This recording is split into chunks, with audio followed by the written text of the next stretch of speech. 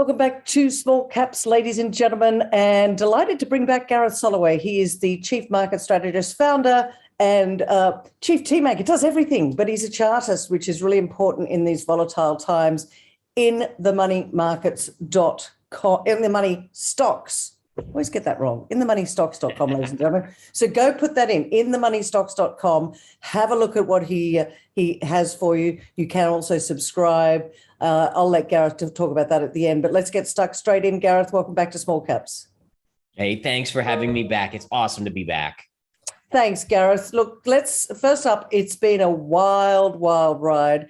Last time we spoke about volatility, it almost feels like volatility is even more so, if that can be the thing. So what are you seeing at the moment? Yeah, so it has been extremely volatile. All of 2022 has just been insane. And it almost makes sense, right? If you looked back at the last few years when the Federal Reserve was just printing, you'd have 3% pullbacks in the market. It would be bought and we would go to all-time highs just consistently, right? Now you all of a sudden have a period where the Fed is pulling back on that stimulus, essentially pulling away that safety net. And that's creating these wild swings in the market. You then throw in Russia invading Ukraine. You throw in some of these other things. We know oil recently ripped higher and now has pulled back. All of these are just adding to that kind of angst that investors are feeling. So it's a wild market, and it probably will continue to be so. And I guess it becomes even more volatile when people just can't, sorry, dog in the background, when people can't really get a feel for what's going on, whether there's no stability, it's rocket high. So from a trader's point of view, it's a very good market. But for those of us out there that are looking, saying, well, how do we ride this market? Let's start with oil. Now, here in Australia, the oil price, at the pump, the Bowser, is on that's what everyone's talking about at the moment, because it is the highest it's ever been. But oil's had a bit of a pullback. Do you think that that's going to continue? I'd love your take on that. Yeah, so you're right. I mean, investors should expect that volatility to continue, and likely in all markets, right? It's going to be volatile because you're going to have different views. For instance, with oil, we had that pop up in the US to $130 a barrel on the back of the invasion and potential, banning of Russia exports in oil. But the markets then reversed very, very quickly. And I'm going to show you a cool chart here because charts are my thing, as you know. I love your charts. So take a look at this. This is the WTI crude chart. And the reason why I want to point this out is because it's very similar to what happened with Bitcoin. What you had was you have a 2008 high here in oil, and then you have this high at 130. Now, what's interesting about this is this line is straight. If you drop a parallel line down, look at what you get down here. You get these exact kind of replica pivot lows right off that line right there. And so what was interesting about this is that oil ran up and everyone started to talk about $200 oil, crazy kind of expectations. And I looked at this chart and I said, okay, I got to add to my short. Now I was already short at around 95 to 100, but I was smart enough to buy small where I could add to the position. And I did so near 130. And we had obviously a big pullback to about 90 to 95. And the key was this trend line with this trend line. And I know we're going to talk about Bitcoin later, but that was exactly what happened here. Let me flip back to Bitcoin. And again, this is just a tactic that average investors can use. If you connect the two highs on Bitcoin and drop a parallel line, you get the exact lows as well. So it's something that occurs in markets. I don't know why. It's got to be something psychological. But when you have two highs, drop a parallel line and you'll be blown away at how there are major pivots right at that level. Now, you asked me about where oil could go, right? So this is my expectation, my forecast. I think you're going to chop around here for a little while, and then you're going to see a dropout where it goes back to $70 to $75, probably in the next 6 months. The reason that's going to happen is the Fed is going to be continuing to tighten, and that's going to slow the economy. We know the UK just raised interest rates. We know that I think Brazil raised interest rates. With all of these inflationary issues all over the world, the central banks have to finally act, and that act is going to naturally slow down the global economy, and therefore the demand for oil is going to come off. In addition, as if that's not enough, what you're going to have is a lot of new supply coming on because these high oil prices are getting a lot of players to up their quotas or what they're producing. So the combination of this actually could send oil, if we get into a recession, you could see oil at $50 or lower per barrel. I'm just absorbing that for a moment. So let's talk about the rising interest rate environment. It hasn't happened here in Australia, although the fixed rate mortgages are starting to go up a little bit, but still people don't quite believe that it will ever happen. Mm-hmm. It doesn't matter whether it's the US or Australia, as you just mentioned, around the world, central banks are starting to look and say, inflation is here and potentially we've got a slowing of the economy. The US economy looks pretty good at the moment. Do you think there'll be a slowdown over there? Yeah, so the U.S. economy is coming out of the last COVID stretch. Pretty much everything is now open. Masks aren't required anywhere anymore. So you are going to see somewhat of a rebound, which is going to help the Federal Reserve kind of get back to the point where they can up rates without pushing us into a recession initially.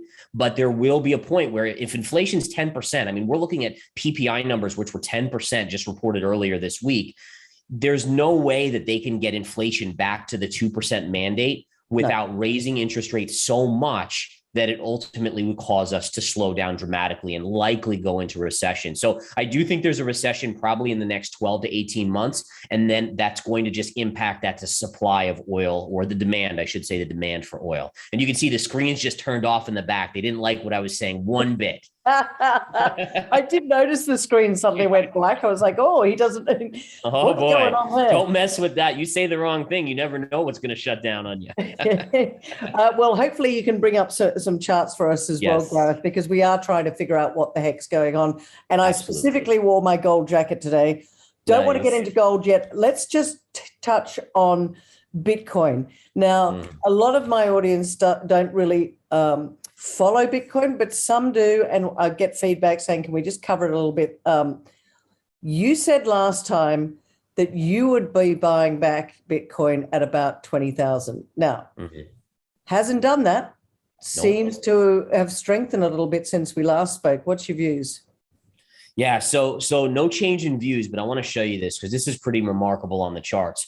Basically what you've done, and we've talked, a month ago or so, you've basically been chopping sideways. So you can see we went up here, we've pulled back here, we went up here, we now pulled back. I mean, it's just been a chop shop for Bitcoin in the last, really since January of 2022.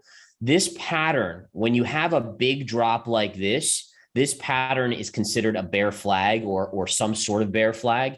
And if you looked at 1,000 of these same patterns in different charts, whether it's commodities, stocks, or currencies, or even crypto, you will see a majority of them have a leg lower. So the pattern is still forming. This is what we call consolidation. Essentially, it's a chart that needs a break from the trend that it was in, and it's rejuvenating. It's getting ready for the next move in that same direction. I always like to use the analogy that here's a marathon, right? And someone's running this marathon. They keep on going. They go, go, go, go, go. They finish the marathon right here. All right. Now, you might say, well, run another marathon, right? Well, someone that just ran a marathon, they can't just go run another marathon right after. So what do? They relax for a little bit, they consolidate, they refuel their tank, and then at some point they make that next move. So while I think there could be some chop here for another month or so, at some point, I do have a projected forecast where you're going to head down. And I still think 20,000 or sub 20,000 on Bitcoin. I'm just absorbing that as well. Look, Gareth, one of the things I wanted to ask you as well is, why are charts so important? For those of us that are not chartists, that are more investors, why do the charts often tell the story? What's the basis around that? That's a great question. And I know a lot of people have that question, like, where are these charts coming from? Why, or how can someone predict or at least figure out the probabilities of a move from charts?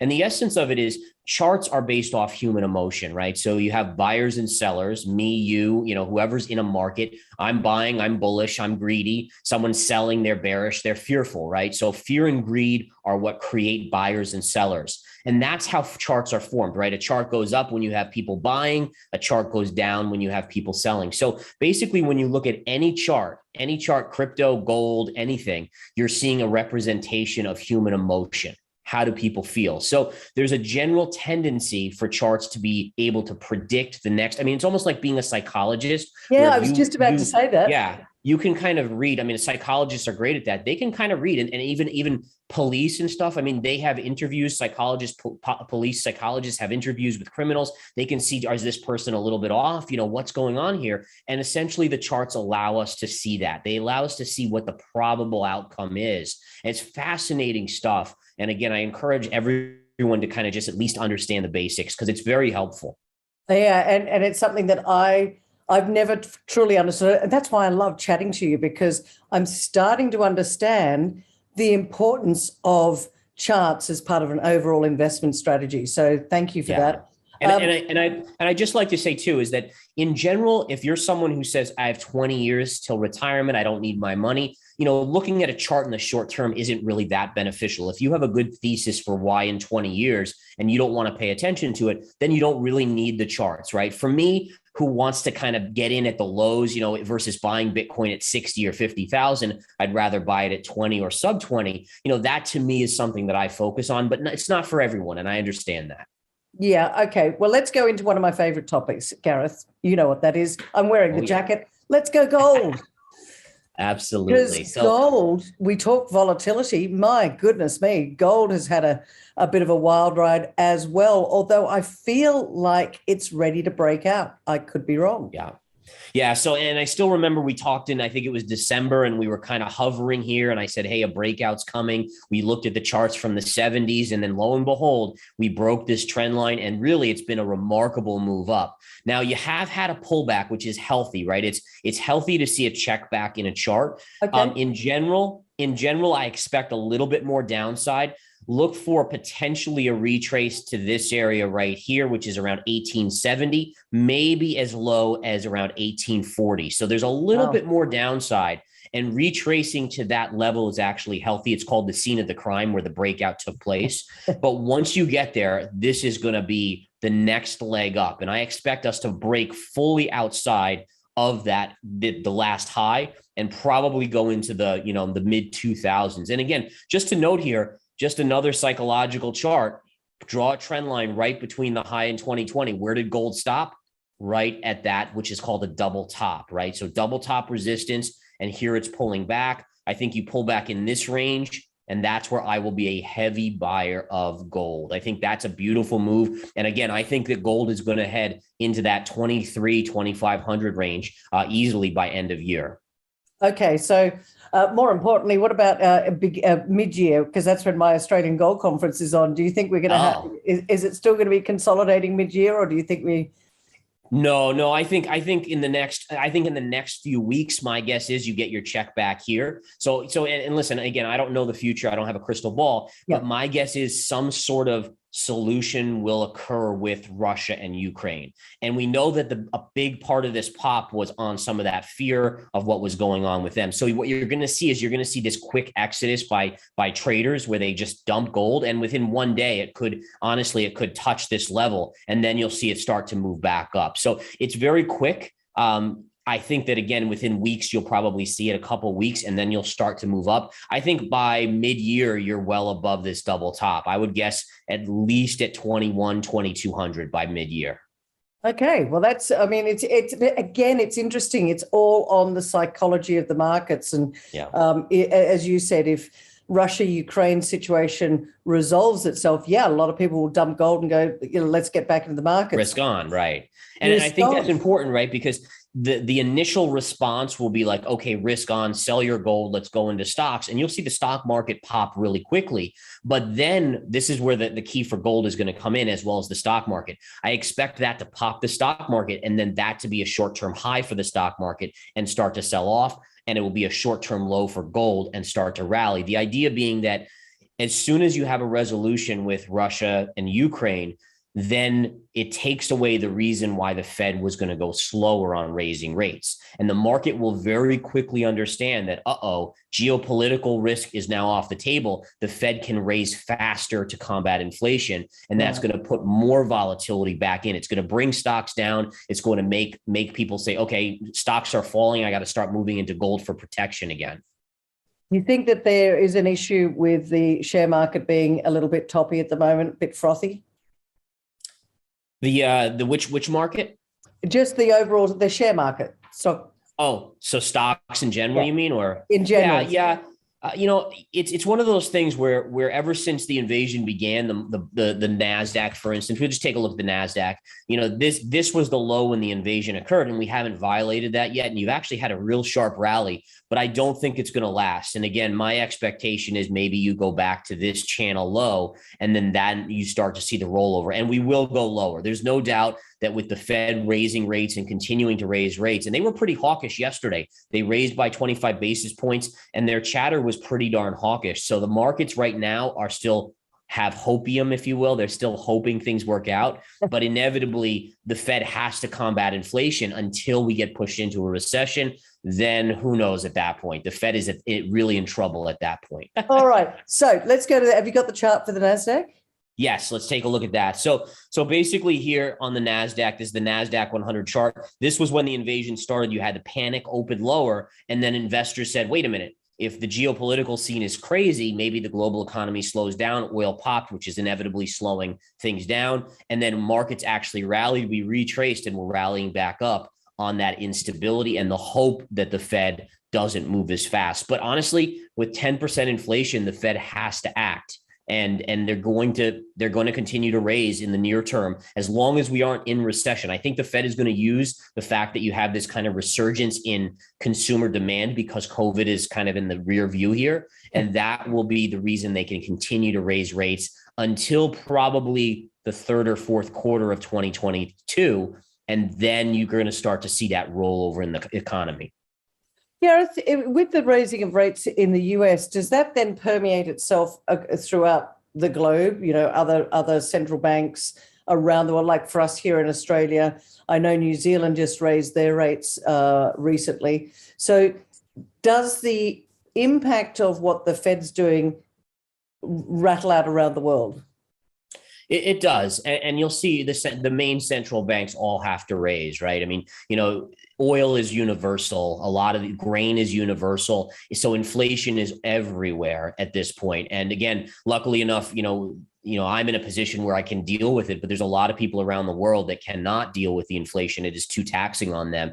And so the Fed does need to get it under control, and they're going to have to raise. So it's universal at this point. The big question I have, and this is something that I don't know, is once they raise rates and the economy really does suffer, let's say we get a global recession, or at least a recession in Australia, the UK, Europe, here in the US, how do they react? I mean, if you still have inflation, let's say they've brought it down a little bit to 6%, can you still print money at 6% like they do before to get us out? Or do you worry then that you have 15% inflation on the back of that? So I don't know how they're going to deal with this situation. Yeah, it's a really tough time. And in fact, speaking of which, we've had massive rises in prices of lumber and like nickel. Do you follow nickel at all? Oh my gosh. Holy moly. That went on an absolute tear. And, really? Not that long ago, it was about 15,000. And now we're looking at about 45,000. That is a massive run up. And it looks like there's a supply demand shock going on here. It's interesting. Is this because we are moving into this EV revolution, and will that continue? Will it hold? I guess the question is, this will bring on a lot of more suppliers. What's your view on the nickel price? Is it something you follow? Yeah. So, I mean, that was an absolutely remarkable move up in nickel futures there. But I do think that it's created a scenario where you might have a bring on supply. Oh my goodness, excuse me. But yeah, so essentially you're going to see a bring on of supply. And I also think that it will tamp down demand, right? So at some point prices go up too high. And I think some of this is associated with Russia too, because I think they're a big supplier of nickel. Yeah, and so you have to wonder at some point, and that's just a whole nother fiasco of, even if there is a peace negotiated with Ukraine, the rest of the world's not going to take away the sanctions as long as Vladimir Putin's in power. So does that then perpetuate a higher metal price for nickel or some of these other things as well, palladium, platinum, different things like that? And how does that then transfer? Do you just see a slowdown in demand, or does it bring on other countries that start mining it and then maybe saturating the market? So, I mean, we live in an incredible time right now. I mean, it's such a global economy that something happening way around the world can have an immense impact on each economy. And speaking of which, we've spoken nickel, we haven't really gone into the commodities. Do you think we're in a commodities super cycle right now? Because prices do seem to be going up. And then, of course, we have inflation. Prices, for investors that are out there that are watching us, commodities like copper, like nickel, some of the battery metals like lithium, are those good places? Are your charts telling you that these could be stronger for longer? Yeah, I mean, so the question is, I mean, if you're looking out years, yes. But when you have these massive spikes, you never want to be the investor that chases at the highs, right? So what I've always learned, and look at oil, great example. You definitely didn't want to be a buyer at 120 or 130. Just step back. The greed will subside. Think about Bitcoin at 60 or 65 or 68,000 and let prices come in. Now, if you look out years, I do think that inflation is here to stay and those prices will go up. The EV revolution is here to stay. Within probably 10 years, most of the cars on the roads will be EVs. So I do think that if you have that longer term horizon, it does make sense. I'm always one of those people that can't pay up. Like, I like a deal, I want it to come in first. He's a trader, guys. He's a trader. Yeah. Now, last time we spoke, Gareth, I got some comments back going, can you cover silver? So we spoke about gold, and that was a really good look at that. But what's happening with the silver price? Because over the years, a lot of people saying silver is ready to break out, and the gold to silver ratio at the moment is something like 116 to 1 when it should be about 85. That's telling me that silver could be the trade of the decade, potentially. Yeah. And in all fairness, silver now has broken out. So this was the trend line I was following here in the near term. You can see from this high to these, there was 3 little hits of the line there. You kissed it right here, then you hit it right here, and finally you broke out right there. So I am a fan of silver at this point, no doubt about it. I think that silver has broken out. You've already gotten a decent pullback. I just want to see one more pullback kind of in this 24 range. But at 24, I am a buyer of silver. There's no doubt about it. And I agree, silver at some point will play catch up to gold and the ratio and everything like that. I think one of the issues is the global slowdown. If it does occur, maybe that takes a little bit of demand away from silver, but as a store of safety, it's just one more metal and it's going to be in demand. So I do think that silver's broken out. I love silver here. I do think maybe it pulls back from 25 and change back to 24, but in essence, it's going higher eventually. And get this, I mean, this is going to be really big, is whenever it takes out this high, that's going to be something incredible. So this high, obviously, we hit it here. This is when Wall Street Bets was going crazy, trying to create a short squeeze. That's right. Once it takes this out, you'll see a lot of short covering, and you probably go straight to 35 or 40 within a very short amount of time. Wow. Okay. So that's going to be very interesting for silver. Now, we're running out of time. I really want to, you recently tweeted, and I want to probably finish on this one, but I love this. Waving goodbye to the housing market as rates surge higher. Sold my house last August, patiently waiting to buy again. Now, here in Australia, that's all we talk about is the property market. It's all we talk about. How much did you buy? How much did you sell? How much is it going up by? Seems to be slowing a little bit. Would love your take. I know that you're based in the US, but again, if rates start to move, which look like they are doing, there will be a slowdown. Let's hear what you've got to say on that. Yes. So we are finally seeing in the US here a slowdown. There's no doubt about it. Housing or houses are staying on the market a little bit longer. You're starting to see price drops.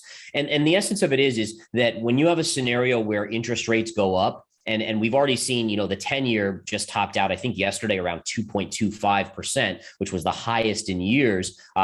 Then you have a scenario where houses are going to drop in price. So number one, prices are so high that people were having a hard time affording it. You add in a higher interest rate, and that monthly payment prices it even more expensively, right? So at some point, you're going to have this drop in housing. I think at least 20% over the next year or so. And really what I worry about is you could actually see a much bigger one and think about this. Not only are the issues for housing the ones I just mentioned, but you also had housing demand rising and people buying houses because crypto was ripping last year. The stock market was, so you had this wealth effect where people were like, hey, look at my account. I can go buy a house and put 25% down if I want.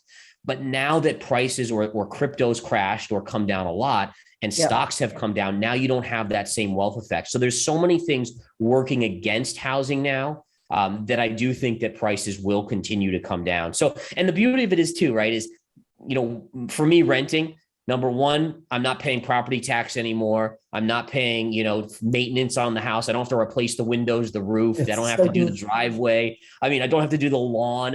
There's so many, weirdly enough, there's a lot of perks to buying, including time, right? My time from instead of mowing the lawn and doing everything around the house. And so it's kind of been nice. I gotta be honest. I do want to eventually buy a house for my family and us have a beautiful pool and a yard, but it's been nice to kind of be renting right now. And it lets me focus on the markets, honestly, even more. Yeah, isn't it interesting? Because I'm the same. I'm also renting at the moment. So there we go, Gareth. You and I both sitting back, having a look and watching these markets and the volatility. So I'm looking forward to seeing you again next month. I hope you come back and see me next month because of course. I think every month things are going to be changing so much. So thank you so much for joining me on Small Caps. Last, it goes to you. How can people find you? What do you provide people? Let them know how they can find out what you're doing. Wonderful. So easiest place to find me is on Twitter. If you have Twitter, at Gareth Soloway, you can follow me. And you read one of my tweets out there. I post lots of little insights into the market, into trading opportunities. And then if you're more interested in actual trades that I'm taking or interested in themoneystocks.com, I have a service called Verified Investing Alerts. And I put out trade alerts there. I do a daily video with lots of technical analysis. And it's really a great educational piece plus trading opportunities. There you have it, ladies and gentlemen. He seems to be on the money, in the money. So as we said before, inthemoneystocks.com, that's where you need to go and find it. Once again, Gareth, great to talk to you. We'll see you next month. Thank you so much. Take care.